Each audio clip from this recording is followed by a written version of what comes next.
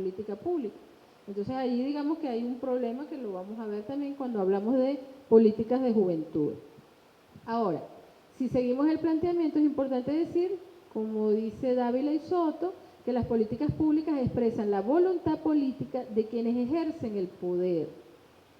Por eso es que es importante diferenciar allí entre lo que estamos hablando, buenas prácticas que pueden escalar a política pública en la medida que quienes ejercen el poder se interesen y la incorporen, porque tú no puedes una buena práctica, una pequeña experiencia, escalarla a una política pública de alcance nacional, por ejemplo, de carácter universal, que tenga un impacto realmente importante en la población, porque no tiene los recursos que implica el Estado, que tiene, o quienes ejercen el poder, que tienen la voluntad política. Ahí es distinto, estamos hablando de la voluntad, de el querer que ocurra, ¿no? Para incorporar dentro de la gestión pública los asuntos que la ciudadanía coloca como puntos de agenda para la acción del Estado. En tal sentido, las políticas públicas normalmente consideran dos dimensiones para su formulación: el programa de gobierno de quienes ejercen el poder político otorgado por el soberano y las necesidades de la población respecto a temas vitales que mejoren su calidad de vida. Allí yo creo que es importante este tema del programa de gobierno, porque en Venezuela hubo como mucha polémica cuando se incorporó el Plan de la Patria.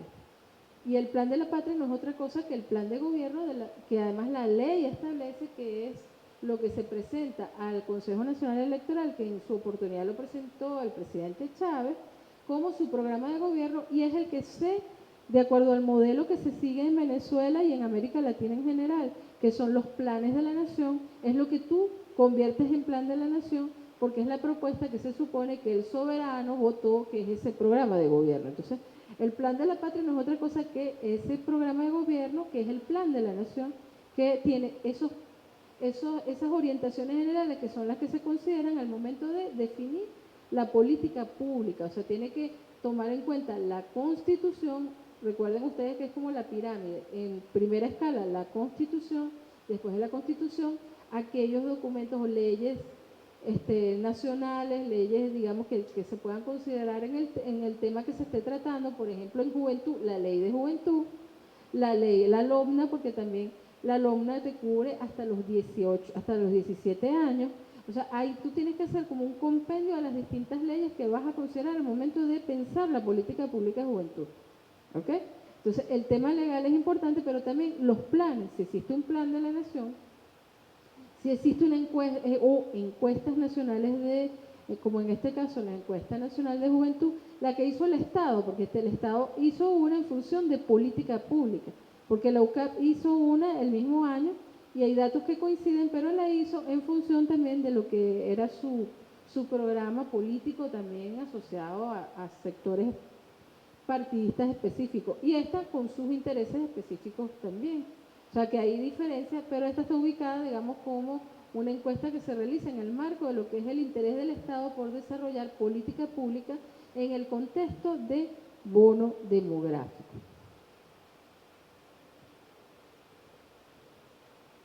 De acuerdo a lo anterior, entonces el programa de gobierno debe entenderse como el marco ideológico político de quienes ejercen el poder. Este programa influye en el tipo de políticas públicas que se aplican a partir de los valores, visiones y tendencias político-ideológicas que tienen frente al poder político para formularlas. Entonces, muchachos, ustedes cuando han trabajado el tema, ahorita que se discute mucho a propósito de esto de la polarización, ¿cuáles son las visiones de país? Que dicen, hay dos proyectos de país diferentes, ¿no? Dice, mira, se tienen dos proyectos de país. ¿Hay coincidencias en algunos elementos? Puede ser. Pero yo no creo que hemos llegado todavía al espacio en el que se construya política pública en función de intereses genuinos, auténticos, en este caso de las juventudes, sino que se están haciendo todavía como confiscados por este tema de lo partidista inclusive, ¿no? Entonces aquí es importante ver eso, o sea, de quienes ejercen el poder para llevar a cabo esa política pública, entre comillas, porque puede ser, y lo vamos a ver más adelante, en cómo son, digamos, los estilos de política para hacerlo, ¿no? Entonces, desde el enfoque participativo, las políticas públicas, más allá de representar la gestión de gobierno, son políticas de Estado, porque parten de mecanismos de participación de la población que forman parte del marco normativo del Estado. Por ejemplo, la Constitución, leyes orgánicas, la formulación de políticas sectoriales, que para el caso de juventudes son las políticas públicas de juventudes. O si existiera un Plan Nacional de Juventud, por ejemplo, entra aquí. Ahora, aquí vamos a cerrar para hacer un corte y luego seguimos en la tarde. De acuerdo a la visión que tiene este investigador argentino, Ballardini, las políticas públicas de juventudes en América Latina puedes identificar de acuerdo a 4 modalidades de acción del Estado. Esto tomen mucha atención con esto, porque esto es como, aquí es que vamos a ver, esto que hace el Ministerio de Juventud es una política para y por. Esto que hace el Instituto de la Juventud es una política pública con estas características, es como, ¿ok? O sea, esto es bien chévere porque te permite analizar qué tipo de políticas están haciendo, ¿ok? Entonces, la política, primero, para la juventud, dice Ballardini, que es cuando se hace a partir de un comportamiento paternalista y una visión de sujeto pasivo receptor del beneficio. Porque el Estado ve a los y las jóvenes como sujetos vulnerables, sin experiencia y potenciales amenazas, haciendo énfasis en los programas educativos, pero desde una visión de control del adulto hacia el joven. ¿Qué pasó? ¿Se sintieron? ¿Vieron aquí muchas?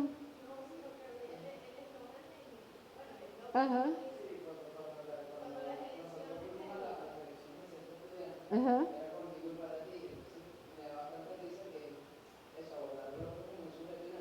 Ajá, pasivo.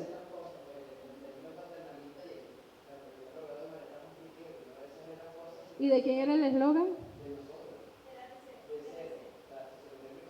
Ajá. Y usted era contigo y para ti. No contigo. No, contigo. Ah, ok.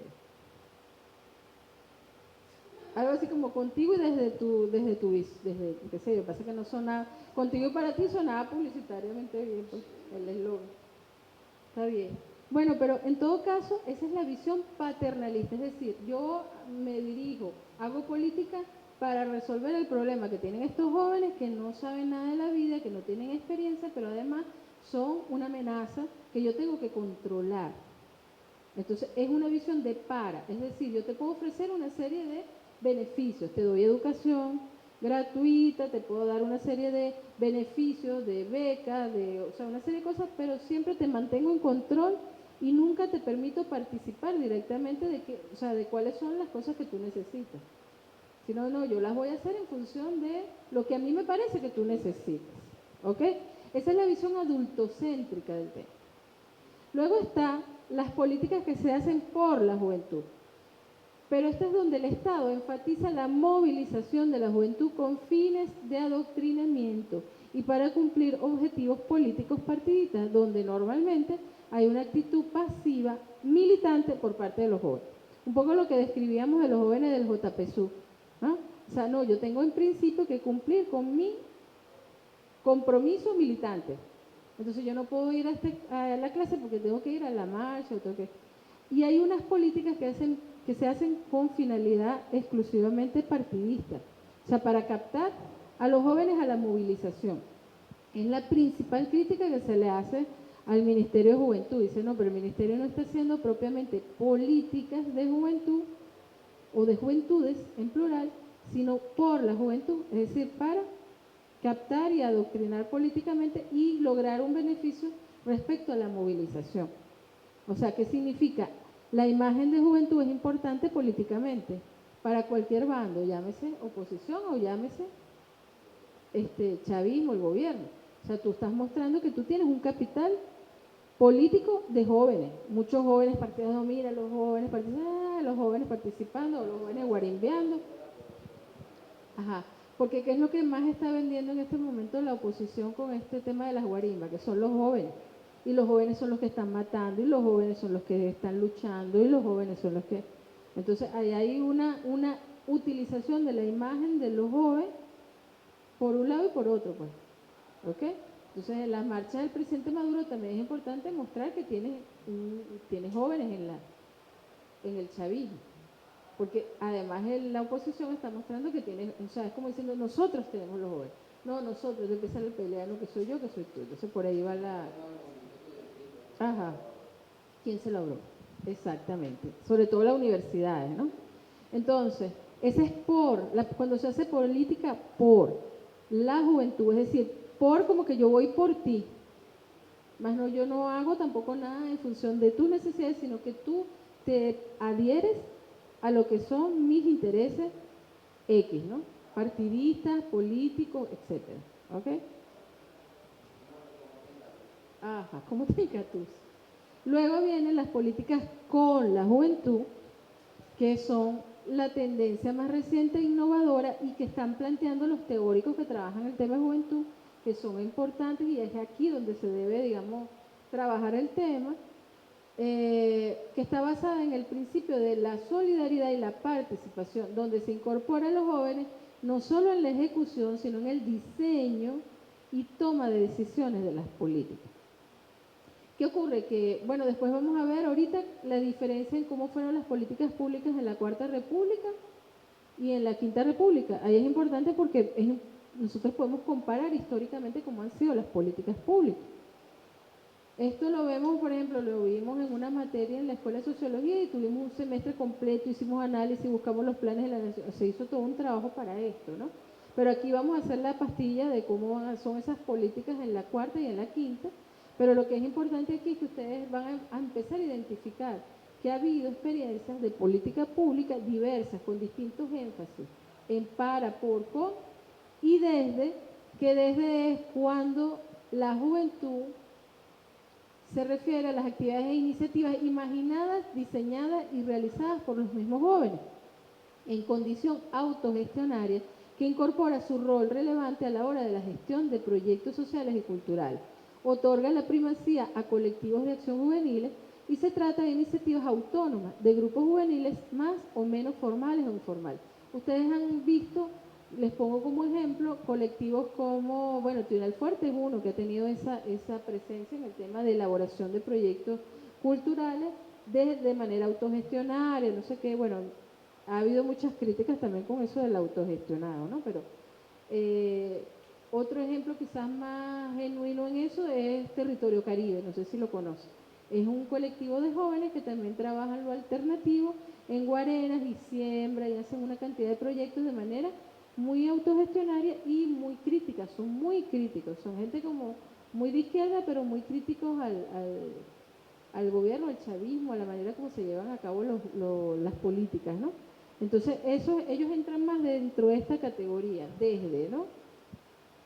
Y en el tema de políticas con juventud, también ha sido interesante cómo muchos jóvenes se han incorporado a una cantidad de cargos que normalmente son cargos de alta dirección, ¿no? Entonces, eso en algunos casos refleja el hacer porque han sido jóvenes que se han destacado por el liderazgo en ciertos aspectos, pero siempre asociado al tema político. Entonces, un ejemplo, Lorena Freite, que fue ministra de Agricultura Urbana. Ella ha tenido una trayectoria de liderazgo en el tema de juventud, entonces ella en algún momento la seleccionan porque la visibilizan así. Del mismo modo, otro ejemplo en el caso de oposición, Goicoechea, por ejemplo. O sea, ha habido como distintos personajes que